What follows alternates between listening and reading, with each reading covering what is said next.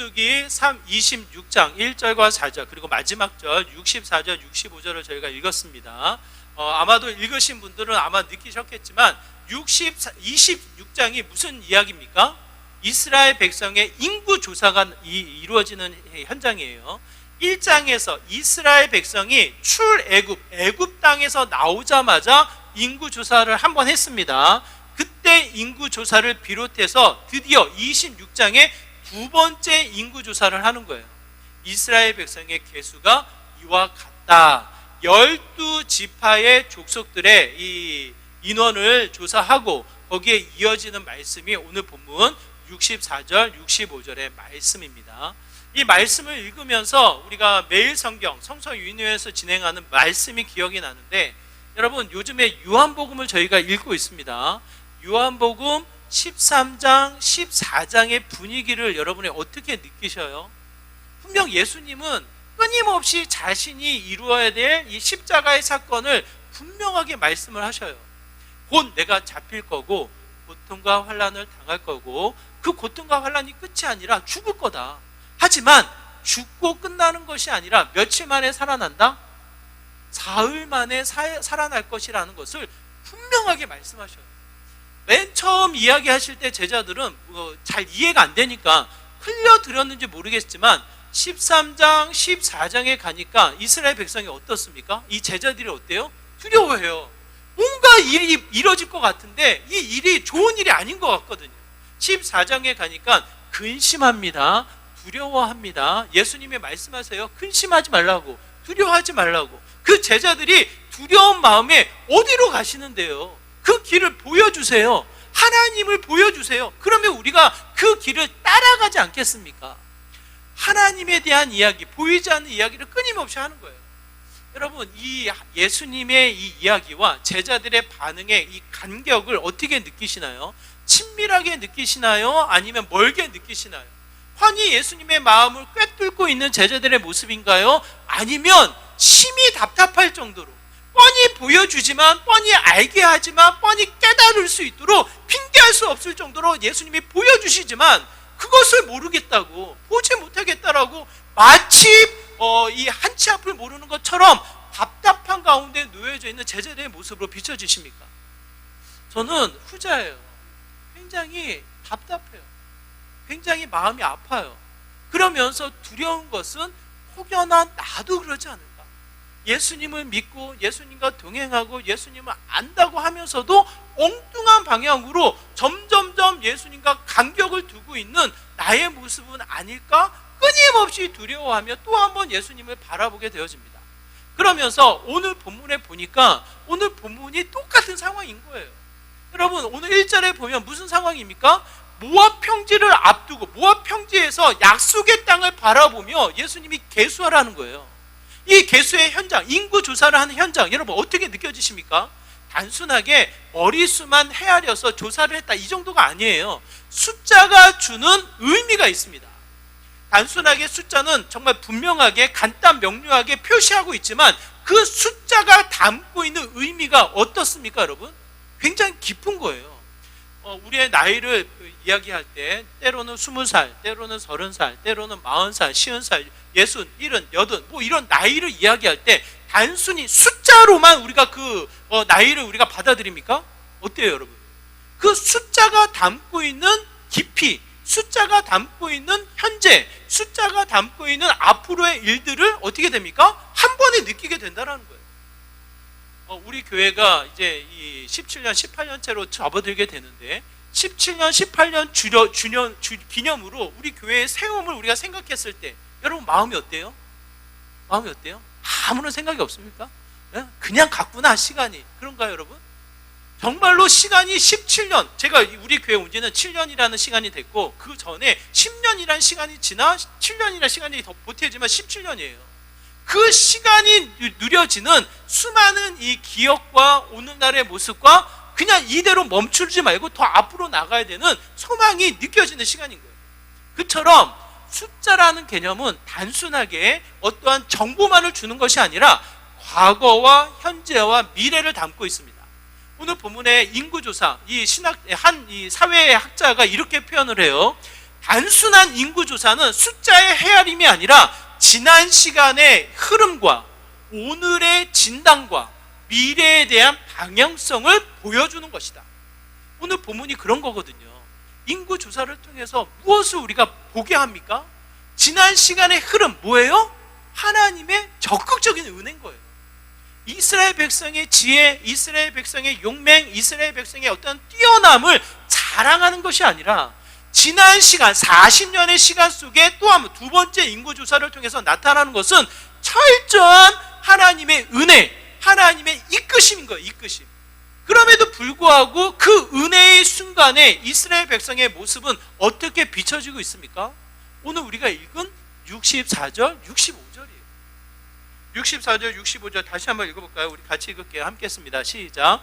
모세와 제사장 아론이 시내 광야에서 계수한 이스라엘 자손은 한 사람도 들지 못하였으니 이는 여호와께서 그들에게 대하여 말씀하시기를 그들이 반드시 광야에서 죽으리라 하셨음이라. 이러므로 여분네의 아들 갈렙과 눈의 아들 여호수아 외에는 한 사람도 남지 아니하였더라. 여러분, 이 상황이에요. 열심히 40년의 시간 속에 하나님의 임재, 하나님의 은혜, 하나님을 섬기는 이 예배의 현장을 지켜오는 듯 싶었지만 결국 출애굽해서 1세대들의 이 이스라엘 백성들은 어떻습니까? 한 사람도 들어가지 못한다는 거예요. 죽음을 멸하지 못하고 죽음을 맞이하며 그 사막 땅에 모래밭에 흩어져 버리는 모습과도 같다라는 거예요. 결국 갈렙과 여호수아만이 그들만 빼고 그들만 약속의 땅으로 들어가지 그 외에는 들어가지 않았다. 여러분, 이 말씀이 참 은혜롭고 약속의 땅을 보고 하나님의 은혜를 다시 한번 계산하는, 하나님의 돌보심의 은혜를 계산하는 이 현장이니까 참 감격스러운 순간임에도 불구하고 뭐예요? 여러분, 나는 못 들어간다는 거예요. 나는. 하나님의 약속의 땅으로 바라만 보고 나는 못 들어갔다라는 거예요. 이것이 곧 하나님 나라 구원이 우리에게 흔들리는 믿음과도 같다, 이런 게 아니라 구원의 확신은 있지만 하나님의 영광, 하나님 나라의 기업을 누리지는 못한다라는 거예요. 안타깝게도 사막에서 멈춰버리는 인생에 불과하다라는 거예요. 이 모습을 두고 또 한 번 마음에 씁쓸함을 느끼게 되어집니다. 혹여나 그 사막에 멈춰있는 이스라엘 백성처럼 나 역시도 멈춰버리지 않을까. 약속의 땅을 보여주시고 미래의 시간을 약속하셨음에도 불구하고 더 이상 가지 못하고 멈춰버리는 이스라엘 백성의 모습과 우리들의 모습이 마치 그대로 멈춰버리면 얼마나 속상하겠냐고요. 얼마나 안타깝겠냐고요. 이런 마음 아프지 않겠어요? 뻔히 보이는 약속의 땅을 두고 성경은 이 가치를 이렇게 평가해서 이야기합니다. 히스기야 3장에 보면 3장 7절에 보면 모세를 통한 40년의 광야 생활을 정리해서 이야기하기를 이렇게 이야기해요. 히스기야서 3장 17절, 18절, 19절의 말씀이 이렇습니다. 우리 같이 한번 볼까요? 함께 있습니다. 17절, 18절, 19절 같이 읽게요. 시작.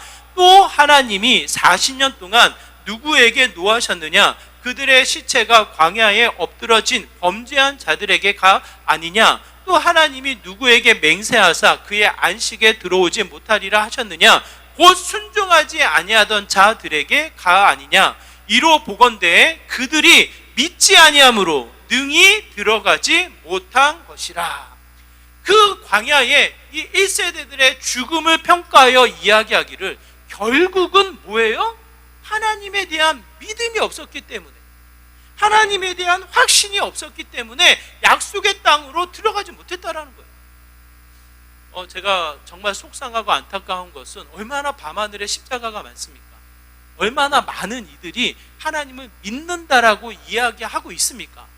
물론 많이 위축됐어요. 예전에 70년대, 80년대, 90년대의 어떤 이 믿음의 흐름, 부흥의 역사를 두면 지금 많이 위축되어져 있지만 그럼에도 불구하고 교회 다니는 사람들이 많습니다. 교회의 분포도를 따지면 기독교가 우선이에요, 우선. 그럼에도 불구하고 왜 믿음은 드러나지 않을까? 왜 하나님의 역사는 위축되어져 있을까? BTS 이 콘서트는 그냥 곳곳에서 뉴스를 퍼부으면서 이 190나라에 이 BTS 이 콘서트가 중계가 됐대요. 190나라. 별로 놀라지도 않으시네. 88 올림픽 참가자보다 더 많은 숫자래요. 그만큼 이 BTS라는 영향력이 곳곳에 뻗어나는데 왜 믿음의 영향력, 예수 그리스도의 이 인기는 사그라들고 있을까? 답답한 거예요. 답답한 거예요. 왜 그런가? 다시 한번 생각해 보면 하나님에 대한 관심과 우리가 믿는다라고 여겨지는 믿음의 이 간격이 너무 멀리 떨어져 있는 게 아닌가 싶어요. 하나님을 믿는다라고 이야기하지만 가나안 신자, 교회 가지 않아요. 뭐 여러 가지 상처 이유를 대고 교회를 가지 않아요. 썬데이 크리스찬, 주일에 예배는 참석하지만 삶이 믿음의 신앙으로 나타나 있지 않아요. 이원론적인 사고, 믿는다라고 주일을 예배는 지키지만 삶의 현장에서는 전혀 신앙이 드러나 있지 않아요. 주일날 예배 드리고 일상을 통해서도 신앙을 나타내는 듯 싶지만 신앙의 목적이 달라요. 하나님에 대한 뜻, 하나님에 대한 영광, 하나님 나라에 대한 구원의 확신을 붙잡기보다는 내 삶의 영광, 나의 이익, 나의 이 형통을 위해서 믿는 사람들이 있습니까? 없습니까? 열심히 믿어요. 교회 빠지면 큰일이라도 나는 것처럼, 교회 봉사하면 복이라도 받는 것처럼, 마치 교회 안 빠지고 봉사해서 내가 복을 받아야지 기복신앙적인 사고의 틀이 많은 이들에게 영향을 주고 있다는 거예요. 다른 이 종교의 대상만 다를 뿐이지 믿는 형태는 똑같이 나타나는 일들이 곳곳에서 나타나게 되어집니다. 이와 같은 모습들, 가나안 신자, 썬데이 크리스찬, 마치 자신의 이 목적에 의해서 하나님을 믿는 것처럼 수단으로 여겨지는 잘못된 신앙인들의 모습 때문에 또 한 번 어떻게 돼요? 믿음과 나의 모습이 간격이 벌어지는 거예요. 어쩌면 이 하나님이 끊임없이 보여주시고 가르쳐 주심에도 불구하고 나는 모르겠다고, 하나님을 믿는다라고 말하지만 하나님에 대한 믿음의 대상의 내용은 전혀 없는, 겉만 이 믿는 것으로 드러나는 일들이 많다라는 거예요. 우리 교회는 안 그렇죠? 네? 우리 교회는 전혀 그렇지 않아요. 그렇죠, 여러분? 우리 교회도 끊임없이 스스로를 되새기지 않습니다. 저를 포함해서 어떻게 됩니까? 굉장히 두려운 거예요. 왜? 오늘 본문에 갈렙과 여호수아 두 사람밖에 남지 않았습니다. 모세조차도 바라만 보고 가지 못했으니까. 그 모습을 보면 또 한 번 오늘 이 이스라엘 백성을 계수하며 우리에게 말씀하시는 것은 뭡니까? 갈렙과 여호수아에 대한 상태를 주목하라는 거예요. 감사하게도 이 두 사람 때문에 또 한 번 이스라엘 백성의 역사가 이어지게 됩니다. 이 갈렙과 여호수아를 통해서 우리가 주목할 수 있는 상태는 어떠한 모습입니까? 히스기야서 3장 14절에 보면 이 두 사람을 가리켜서 이렇게 표현을 해요. 히스기야서 3장 14절의 말씀 같이 읽어볼까요? 함께 있습니다. 시작. 우리가 시작할 때에 확신한 것을 끝까지 견고히 잡고 있으면 그리스도와 함께 참여한 자가 되리라. 뭡니까 여러분? 갈렙과 여호수아를 통해서 설명하고 있는 내용이에요. 뭐예요? 하나님에 대한 확신. 여러분, 이 땅에 우리가 확신으로 소유할 수 있는 것, 이건 진짜 변하지 않는 확신이야. 이게 어떠한 것이 있습니까? 한번 생각해 보세요. 이 땅에 놓여진 수많은 가치, 수많은 일들, 나의 경험들, 나의 이 테두리 안에 놓여져 있는 가치들은 그 확신하게 여겨질 수 있는 게 아무것도 없어요. 인생의 흐름 속에 내가 믿는다라고 여겨지는 이 가치들은 사라지고 마는 제한적인 요소에 불과한 것을 깨닫게 되어집니다. 그럼에도 불구하고 또 한 번 우리가 변하지 않는 이 확신은 뭐예요? 하나님은 절대로 변하지 않는다라는 거예요. 시대를 초월하여, 영역을 초월하여 우리의 상황을 뛰어넘어 하나님은 어떠한 분이십니까? 신실하신 우리의 믿음의 대상이 된다라는 거예요. 그러므로 확실한 것, 하나님에 대한 믿음으로 끝까지 견고히 그 믿음을 붙잡고 있는다면 어떻게 됩니까? 하나님 그 영광, 그리스도 십자가를 뛰어넘는 부활의 영광에 참여하는 일이 된다라는 거예요, 여러분. 그러므로 오늘 본문을 통해서 우리가 계수한다라고 이야기했을 때 우리가 기억해야 할 것은 신실하신 그 하나님에 대한 믿음이에요. 믿음. 그 하나님만을 확신하는 거예요. 확신하는 거예요. 우리는 마음이 빼앗겨요. 물질이 있으면 뭔가 되는 것처럼, 때로는 성공이라는 개념에 높은 위치로 올라가면 뭔가 나은 것처럼, 그러니 우리 자녀들을 끝까지 뒷바라지를 해서 높은 자리에 올라가도록 뭐예요? 힘쓰는 거잖아요, 우리가. 왜? 그게 마치 확실한 것처럼, 가능성이 높은 것처럼 여겨지니까. 근데 여러분, 그렇지 않아요. 높은 자리에 올라간 사람들이, 많은 것을 소유한 사람들이 늘 느껴지는 게 뭡니까? 지금 이 시대를 통해서 나타나는 것은 공황장애예요. 어떻게 하면 이것을 유지할 수 있을까? 이게 만약 사라지면 내가 무엇으로 살아야 되나? 이 두려움 속에 떨고 있는 게 이 시대의 이 탁월한 사람들의 모습이에요. 공황장애. 그것이 지금 이 시대를 반영하지 않습니까? 우리가 확실하게 여겨지는 게 아무것도 없다라는 거예요. 그런데 이 갈렙과 여호수아는 무엇을 확신합니까? 하나님이 모든 것의 문제의 해결점이 된다는 거예요. 이 정탐꾼 12명을 통해서 가나안을 정탐하고 돌아왔을 때 10명은 이 아낙 자손의, 이 거인과도 같은 아낙 자손들로 말미암아 자신들이 뭐라고 이야기합니까? 메뚜기 떼와 같다. 이리저리 사방으로 뛰어다니며 도망다리 우리들의 모습이다. 뻔히 보인다. 이렇게 이야기했다면 갈렙과 여호수아는 뭐라고 이야기합니까? 그들은 우리의 먹이가 될 것이라고. 그게 그 신앙의 고백이 무엇으로 나타납니까? 하나님이 우리로 하여금 지키고 돌보시며 그 어떠한 대적도 이기게 하신다라는 거예요. 우리 눈앞에 펼쳐진 장애물, 우리의 마음속에 있는 근심과 두려움, 우리의 이 신앙을 대적하는 세상의 많은 무리들 있습니까? 없습니까? 끊임없이 찾아오게 돼요. 끊임없이. 희한해요, 여러분. 전 정말 산을 싫어하거든요. 하나 넘으면 또 하나가 생기고, 또 하나가 넘으면 또 하나가 생기고. 왜 하나님은 인생을 마치 산처럼 첩첩산중으로 우리의 삶 가운데 나타나게 하시냐고요. 그래서 우리로 하여금 실망하고 낙심하고 좌절하고 뭔가 하나 넘었을 때 그냥 희열과 기쁨으로 영광을 취하게 하시지, 그냥 또 하나 그 자리에서 뭘 하게 하셔요? 또 넘어야 될 산을 보여주신단 말이에요.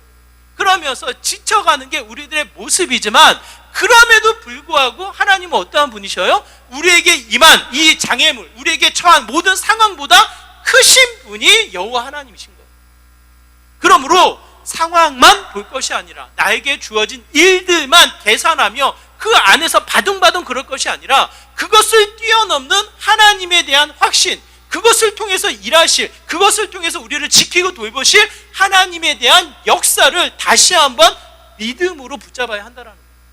오늘 본문에 보면 우리가 읽지 않았지만 개수의 숫자를 우리가 파악하게 되는데, 1차 때 이 인구 조사에 나타나는 조사의 수는 60만 3,550명이에요. 60만 3,550명.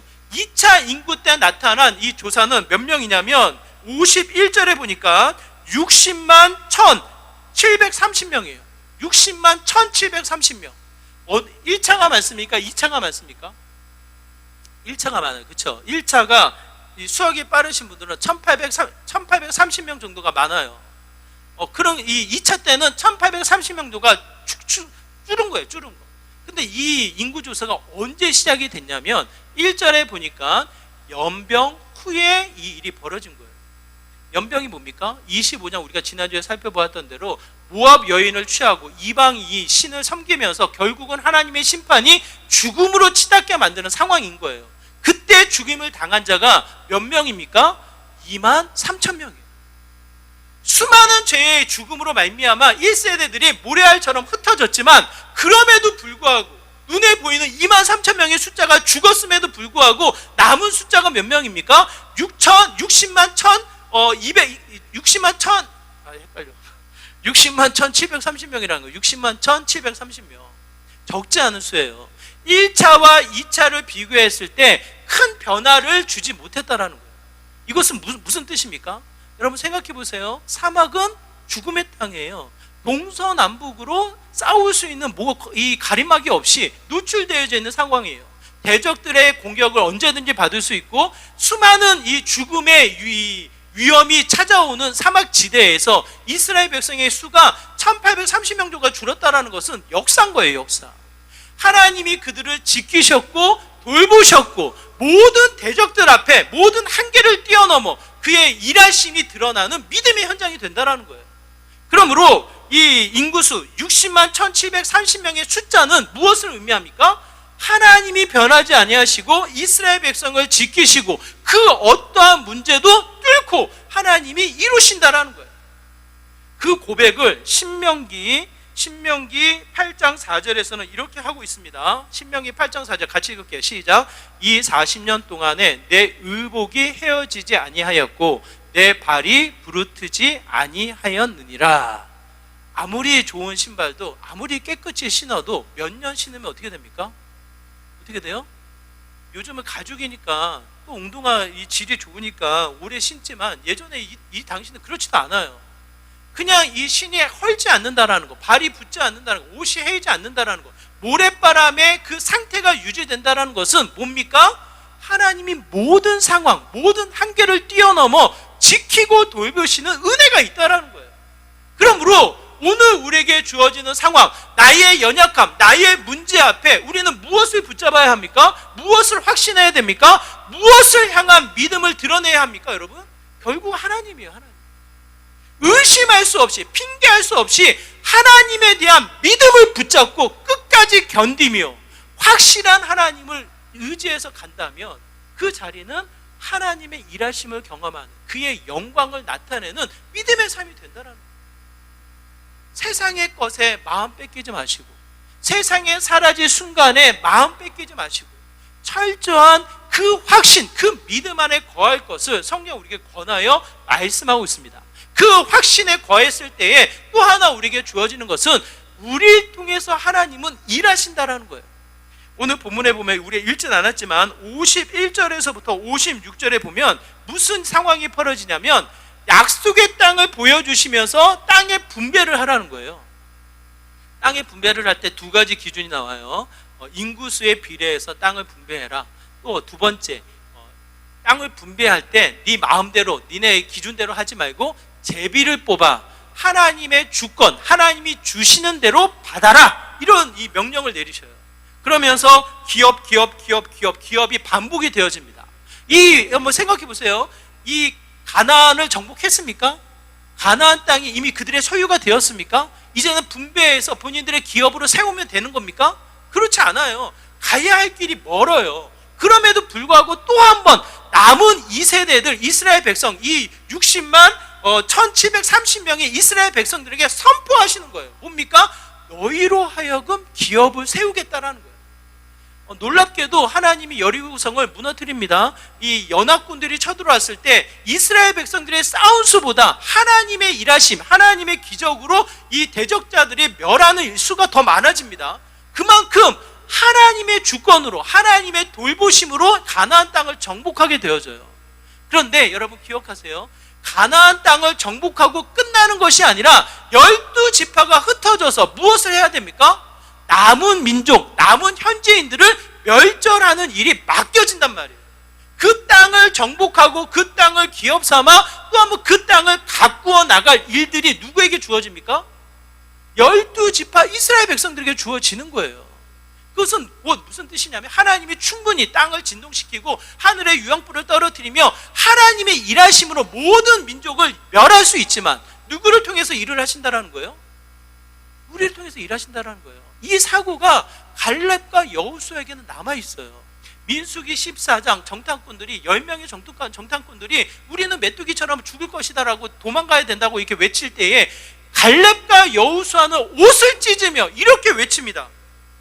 민수기 14장 8절의 말씀 우리 같이 한번 읽어볼까요? 민수기 14장 8절의 말씀 같이 읽을게요. 시작. 여호와께서 우리를 기뻐하시면 우리를 그 땅으로 인도하여 들이시고 그 땅을 우리에게 주시리라. 이는 과연 젖과 꿀이 흐르는 땅이니라. 정탐으로 돌아왔을 때 그들의 마음은 뭐예요? 하나님의 말씀, 주님이 주신 약속, 우리를 통해서 이루고자 하시는 사명에 대한 의식이 있는 거예요. 정복을 이룹니다. 정복을 이루고 나서 땅의 분배가 이루어질 때 여리고 여호수아서에 보면 이 갈렙이 손을 들어 이야기합니다. 그게 14장 12절이에요. 같이 읽을게요. 시작. 그 날에 여호와께서 말씀하신 이 산지를 지금 내게 주소서. 당신도 그 날에 들으셨거니와 그곳에는 아낙 사람이 있고 그 성읍들은 크고 견고할지라도 여호와께서 나와 함께 하시면 내가 여호와께서 말씀하신 대로 그들을 쫓아내리이다 하니. 뭐라고 이야기합니까? 손을 드는 거예요. 갈렙이. 여러분 아까도 말씀드렸지만 여호수아와 갈렙만이 가나안 땅으로 들어갑니다. 약속의 땅으로 들어갑니다. 갈렙의 위치가 어떠한 위치예요? 여호수아와 똑같은 위치인 거예요. 얼마든지 자신의 주장, 자신의 위치를 주장하며 자신이 원하는 땅을 취할 수 있습니까? 없습니까? 취할 수 있는 거예요. 왜? 85세에 이 리더십을 가지고 있는, 영향력을 가지고 있는 사람이니까. 그럼에도 불구하고 먼저 손을 들어 어디로 가려고 합니까? 산지, 이 산지를 달라는 거예요. 여러분, 산지가 좋아요? 평지가 좋아요? 예? 여러분에게 누군가가 땅을 준다면 평지를 받겠어요? 산지를 주겠어요? 왜 평지를 받아요? 살기 좋은 거예요. 뭘 해도 유리한 거예요. 굳이 산지는 이 적진들에게 더 유리한 거지, 공격하는 자가, 뺏고자 하는 자에게 유리한 지형이 아닌 거예요. 뺏었을지라도 그 땅이 이 형통한 어떠한 이 삶을 이 형통하게 만들어주는 배경도 되지 않아요. 거기에 누가 있습니까? 안악자손이 있는 거예요. 안악자손. 인간적인 생각, 자신의 위치를 생각하면 굳이 거기를 받아야 되냐고요. 얼마든지 자신의 위치, 자신의 상황을 이야기해서 좋은 땅을 받을 수 있지만, 이 갈렙은 왜 손을 들어, 왜 자신의 이야기를 이야기합니까? 그 땅을 달라는, 그 산지를 달라고 하는 이유는 뭐예요? 오직 하나님의 말씀이에요. 그 말씀이 나에게 주어졌고 나를 통해서 이루고자 하신다라는 분명한 사명의식이 남아있다라는 거예요. 여러분, 우리는 기쁨의 교회를 다닙니다. 감사하게도 이 교회를 다니면서 여러분, 우리 교회는 아무 소망이 없어, 아무런 사명이 없어, 그냥 어쩌다가 이 지역에 세워졌고 오고 가고 어쩌다가 내가 이 교회 예배 드리고 있는 거지, 여러분 이런 생각이 드세요? 그래도 기쁨의 교회, 언덕 위의 교회, 많은 사람들이 스쳐 지나갈 때 뭔가 하나님의 사랑이, 뭔가 하나님의 섬김이, 하나님의 복음이 또 한번 빛을 발하기를 기대하는 사명의식이 이 교회 안에 있습니까? 없습니까? 마치 교회에는 있는데 내 생명, 내 가정, 나의 삶에는 없는 것 같아요. 여러분, 하나님은 우리에게 생명을 주셨을 때에 그 생명의 가치를 왜 주십니까?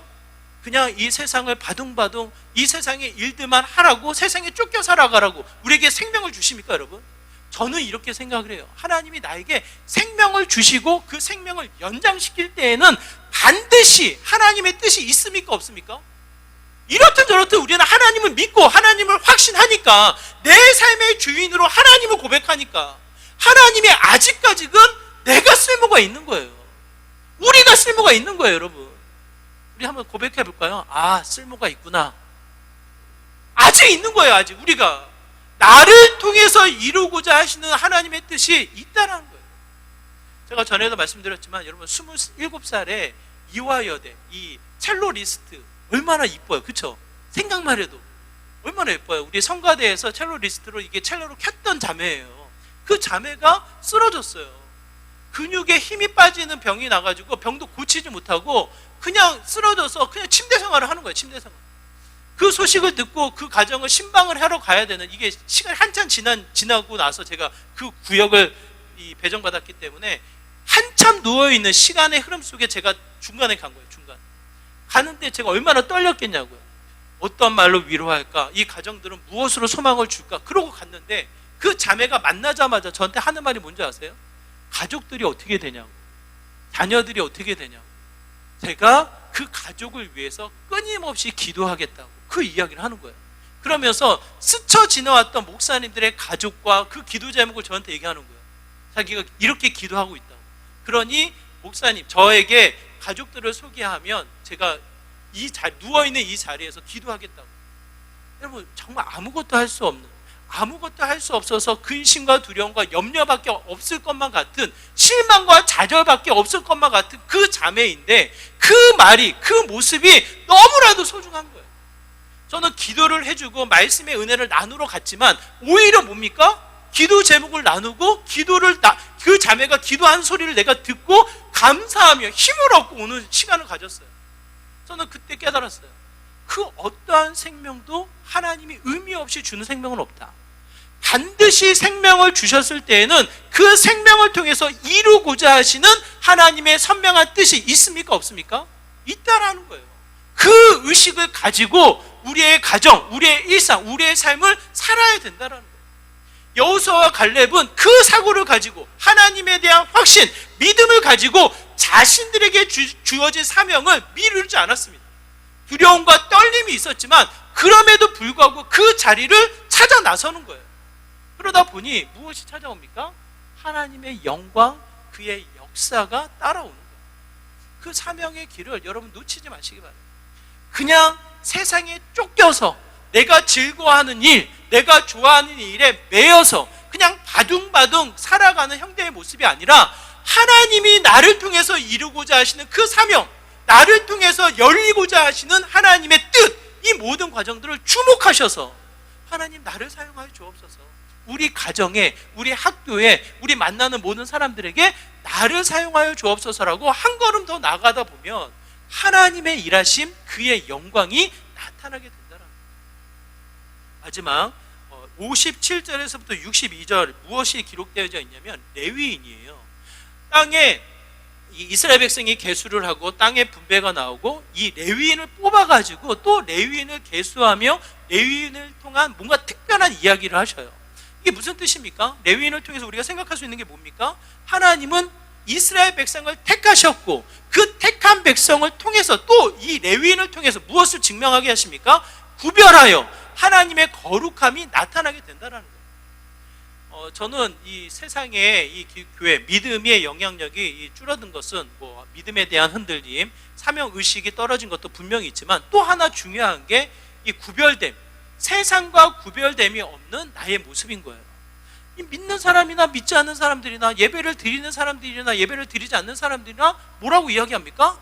너나 나나 뭐가 다르냐? 똑같다라는 거예요. 여러분, 우리가 똑같은 존재입니까?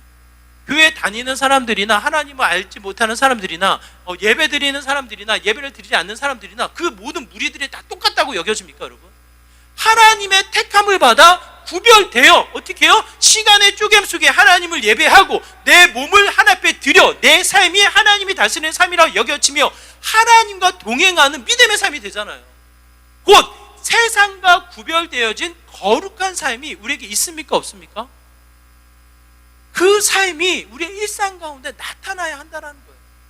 이 여호수아의 마지막 장면을 보세요. 땅이 정복하고 분배를 하고 이 이스라엘 백성이 또 혼탁해져요. 남은 현지인들의 영향을 받아 그들과 어울려 살다 보니까 이방신도 섬기고 이방 여인과 결혼을 하면서 혼탁해질 때 여호수아가 이렇게 이야기를 합니다. 여호수아서 24장 15절의 말씀 같이 한번 읽어볼까요? 함께 했습니다. 만일 여호와를 섬기는 것이 너희에게 좋지 않게 보이거든 너희 조상들이 강 저쪽에서 섬기던 신들이든지 또는 너희가 거주하는 땅에 있는 아모리 족속의 신들이든지 너희가 섬길 자를 오늘 택하라. 오직 나와 내 집은 여호와를 섬기겠노라. 여호수아가 하는 말이에요. 여호수아가 하는 말. 너희들의 일상, 너희들의 삶 가운데 좋은 대로 택해라. 이게 택하라는 얘기가 아니잖아요. 정말 하나님이 이곳으로 인도하셨고 하나님 나라를 세우셨고 우리로 하여금 뭔가 이루고자 하실 때에 하나님이 하신 방식을 봐라. 하나님 어떻게 하십니까? 구별하셨다라는 거예요. 세상이 좋아하는 사람들, 세상이 원하는 대로, 세상의 흐름대로 그냥 쫓아서 붙잡고 선택하는 것이 아니라 우리는 누구를 선택합니까? 이렇든 저렇든 내가 확신하는 하나님, 나는 무엇에 어떠한 방향성을 가지고 달려갑니까? 이렇든 저렇든 나를 통해서 이루고자 하시는 하나님의 사명을 향해 나아간다라는 거예요. 짜장면, 짬뽕 뭐 드실 거예요, 여러분? 네? 짜장면, 짬뽕 뭐 드실 거예요? 나는 짬뽕이 좋더라. 나는 짜장이 좋더라. 아이, 나는 볶음밥인데요. 내가 기준이 아니라 이렇든 저렇든 뭐예요? 하나님의 은혜, 하나님의 구별됨이 선포되어지는 선택이 중요한 거예요. 선택이. 중국집에 가서 내 취향대로 주문할 것이 아니라 전체적인 분위기를 보고 하나님의 선, 하나님의 영광이 나타날 것을 생각하며 구별된 선택이 이루어진다는 거예요. 우리는 아무 생각 안 하잖아요. 그냥 내가 좋아하는 대로 먹잖아요. 내가 원하는 대로, 세상에서 뭔가 유익이 되는 대로 방향을 가잖아요. 내가 재밌게 여겨지는 곳으로 찾아가잖아요. 그게 무슨 길인지 고민하지 않고 하나님이 원하시는 구별된 길인지 구별하지 않고 그러다 보니 세상 사람들이 어떻게 됩니까? 아무런 영향을 받지 않죠. 너나 나나 똑같은데. 제가 여기 청주에 와서 사역을 시작할 때 많은 목사님들을 만났거든요. 일부러 어떻게 해야 되나, 이 청주 지역의 사역들을 어떻게 하고 계신가, 많은 목사님을 만나면서 이야기 듣고 또 이 도움을 받기 위해서 얘기했는데 다들 지쳐 계시고, 다들 곧 나보고 포기하지 말라고 이 두려움을 주셔. 두려움을, 소망과 기대감보다는 두려움을 주셔.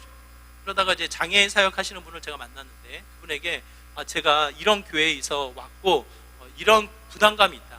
이제 당장은 아니더라도 반드시 장애인 사역이 연결되어질 이 숙제를 저는 가지고 있다. 어떻게 시작하셨냐, 어떻게 하면 시작할 수 있냐, 이런 얘기를 제가 질문을 던졌거든요. 그분이 아주 명쾌하게 이야기를 하시더라고요. 뭐라고 이야기했을까요? 네?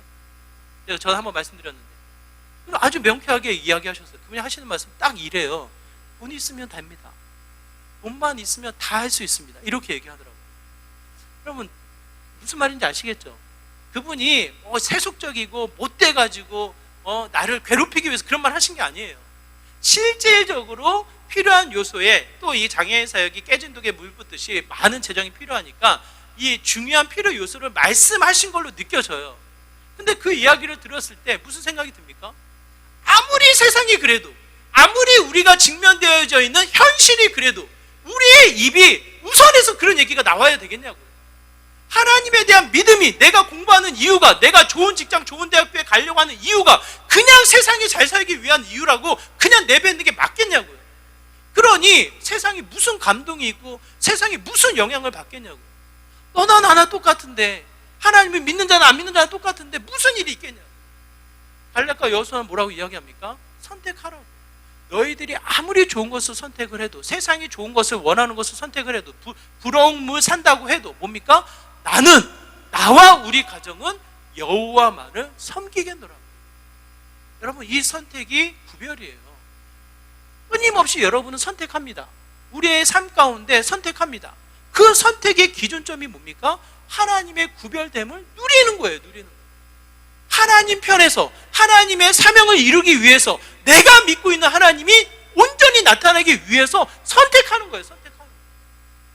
그냥 아끼는 게 목적이 아니라, 세상의 유익을 끌어모으는 게 목적이 아니라 선택하는 거예요. 선택하는 거예요. 그게 구별과 거룩함으로 나타나는 또 하나의 영광인 것을 이야기합니다.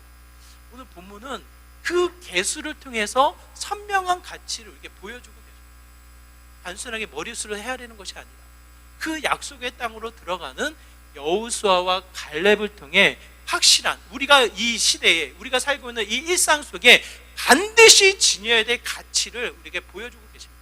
이게 뭡니까? 확실한 믿음이에요. 믿음. 하나님에 대한 믿음. 그 믿음을 통해 나를 통해 이루고자 하시는 사명.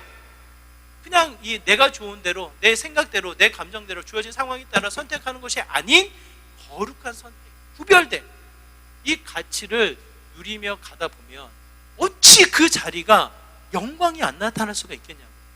그리스도의 역사에 참여하는 일이 어찌 안 나타날 수가 있겠냐고. 여러분 감사하게도 1세대에 수많은 무리들이 죽었지만 갈렙과 여호수아 두 사람을 통해서 그 믿음이 드러나고 놀라운 일의 사명이 이어지게 됩니다. 저는 작은 교회, 우리들만 이 믿음이 회복되어져도 그 사명 붙잡고 정말 우리가 허락되어지는 일상 속에 거룩한 선택을 지켜나가기만 하여도 뭡니까? 저는 영향력이 있다고 생각해요. 우리가 그 믿음을 포기하지 마시고 우리를 뛰어넘어 일하시는 그 하나님, 끊임없이 우리를 통해 역사하시는 하나님, 우리를 구별하셔서 세우시는 그 하나님 믿음으로 붙잡으셔서 동일하게 확신으로, 더 나아가 사명으로, 더 나아가 거룩한 선택으로 하나님과 동행해 나가다 보면 하나님의 영광, 주님의 역사가 또 한 번 나타나는 믿음의 시대, 믿음의 삶이 되지 않을까 싶습니다.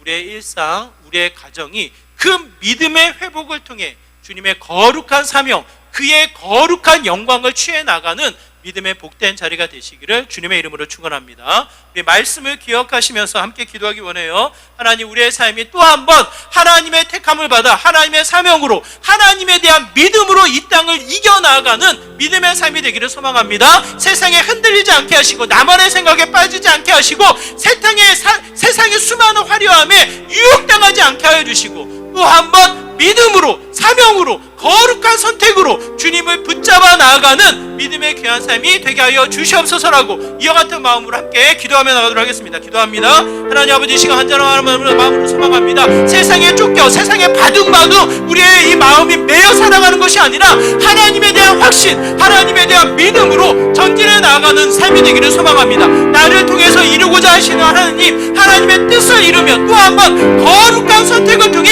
세상에 놀랄만한 일들을 이루어 나아가는 믿음의 삶이 되기를 소망합니다. 사랑하는 가정, 우리에게 허락되어지는 일상이 또 한 번 그 믿음의 역사가 열매가 드러나는 삶이 되기를 소망합니다. 하나님 붙잡아 주시고 일하여 주시고 하나님 나라를 품고 나아갈 때마다 주님의 영광이 또 한번 선포되어지게 하여 주시고 하나님의 일하심이 이루어지는 믿음의 귀한 삶 되기를 소망합니다. 하나님 붙잡아 주시고 흔들림 없이 크신 하나님을 확 신고 주님 앞에 달려나가게 하여 주시고 또 한번 주님이 주신 사명을 통해 하나님의 거룩한 나라를 세워나가는 주님의 거룩한 자녀들 되게 하여 주시옵소서. 주님.